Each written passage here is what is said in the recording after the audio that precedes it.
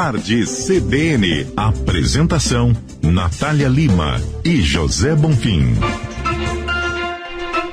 Bom, antes do intervalo, nós trouxemos informações da Operação Negociata e aqui no Brasil, infelizmente, estão cada vez mais frequentes as notícias de fraudes em licitações, desvios de verba, lavagem de dinheiro, favorecimento de empresários, entre outros crimes. Isso acaba trazendo uma sensação de que o país é altamente vulnerável à corrupção. Isso é tão sério que o Índice de Percepção de Corrupção de 2014 da Transparência Internacional colocou o Brasil em 69º lugar no ranking de 175 países. A gente teve uma atualização recente destes números, mas enfim, a gente conversa agora sobre esse assunto com um especialista em gestão de riscos de fraudes empresariais e o Antônio Carlos Ensê, que está conosco na linha. Antônio Carlos, boa tarde, tudo bem? Boa tarde, Natália. Boa tarde, José. Boa tarde. Então, a primeira pergunta era, será que é tão difícil ser um gestor público aqui no Brasil, Antônio Carlos? O que está acontecendo? Pois é, na verdade a gente tem hoje uma série de influências que acabam levando as pessoas a viverem dilemas éticos nas suas atividades profissionais, né? Então, nós vemos diversos tipos de perfis de gestores que acabam optando muitas vezes por agir de uma forma inadequada por motivos diferentes, né, por diferentes motivações. Antônio, isso também uma causa seria a falta talvez de experiência ou de vida pública desses gestores. Isso poderia ser uma causa?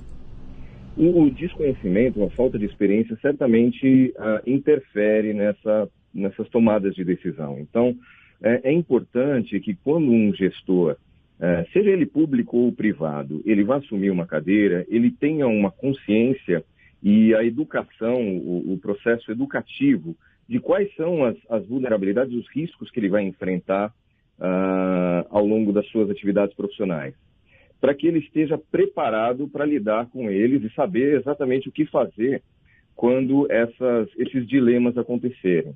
A gente costuma dizer que um profissional, de uma forma geral, tanto o gestor quanto um profissional que não ocupa o cargo de gestão, ele precisa, com uma forma bastante automatizada, o que fazer em momentos onde ele é exposto a uma atividade ou uma possibilidade de ação irregular, para que ele já naturalmente, de uma forma completamente automática, opte por fazer o certo, sabendo os passos que ele tem que dar.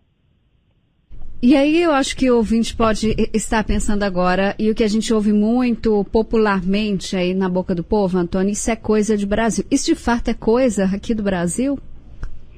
Na verdade, a gente tem essa impressão de que isso é coisa de Brasil, mas eu costumo dizer que todos os países têm as suas vulnerabilidades, né? Então, por um lado, no Brasil, a gente tem essa corrupção, né?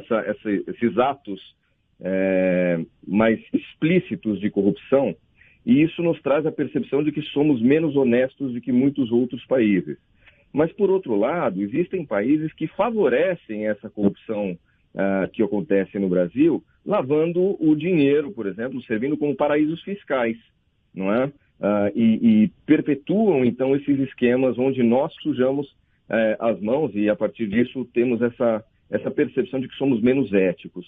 Cada sociedade tem as suas vulnerabilidades, né? Então, isso não é algo que joga só contra o brasileiro. A gente não precisa se sentir menos honestos do que outros países. O que a gente tem que fazer, sim, é combater essas ações ilícitas que acontecem no nosso território, seja no ambiente profissional ou no pessoal.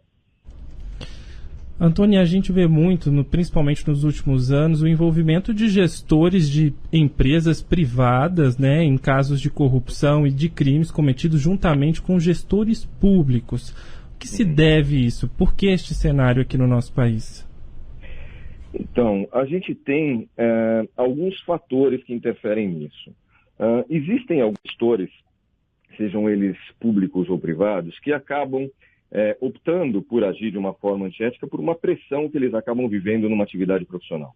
Ou seja, eu tenho um investimento X em seja numa construção ou qualquer outro tipo de negócio que envolva essa ligação do público-privado, e por algum motivo eu não consigo, seja pelo excesso de burocratização ou mesmo por aquela velha história da gente vender, criar dificuldades para vender as facilidades, a pessoa ela acaba não conseguindo operar de uma forma saudável, ética, os seus negócios. E numa situação de pressão, ou seja, ou eu mando funcionários embora, ou eu fecho a minha empresa, ou eu acabo sucumbindo a essa situação antiética, alguns gestores acabam optando, infelizmente, por agir de uma forma irregular.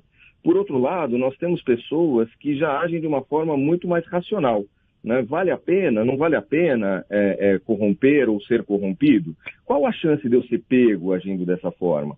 Isso é algo que vai me trazer mais benefícios ou prejuízos? E a partir disso, sem um dilema, sem um conflito moral, eles acabam agindo de uma maneira irregular quando entendem que vão ser beneficiados.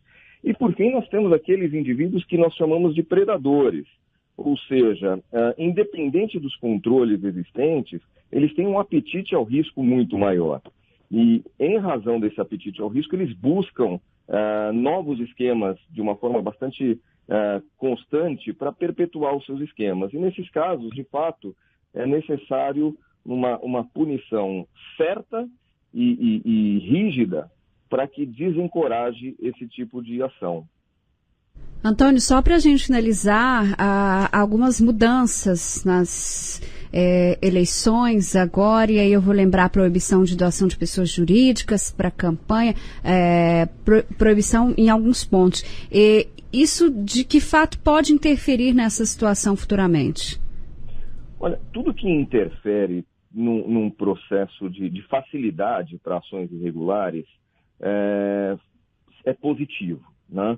A gente percebe, por exemplo, num estudo do perfil ético dos profissionais brasileiros que nós publicamos pela Protivity agora em 2017, com 15 mil pessoas, que ações tanto sociais, nessas mobilizações sociais que a gente percebe dentro mesmo do ambiente político, né?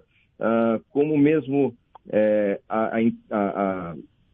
as empresas. Então, a gente vê que tanto as doações, recebimentos ou ofertas de gratificações ou facilidades, agir de uma forma a facilitar esses esquemas, é algo negativo. As pessoas começam a botar um pouco mais a mão na consciência e, por outro lado, existem aqueles que veem que já não é mais um negócio tão lucrativo. Então, essas mudanças no cenário político, certamente, quando discutidas, quando existe uma educação nas empresas sobre isso e, principalmente, quando existe um controle efetivo, vai permitir que a gente tenha, aos poucos, uma mudança social e, consequentemente, envolvendo a nossa cúpula política.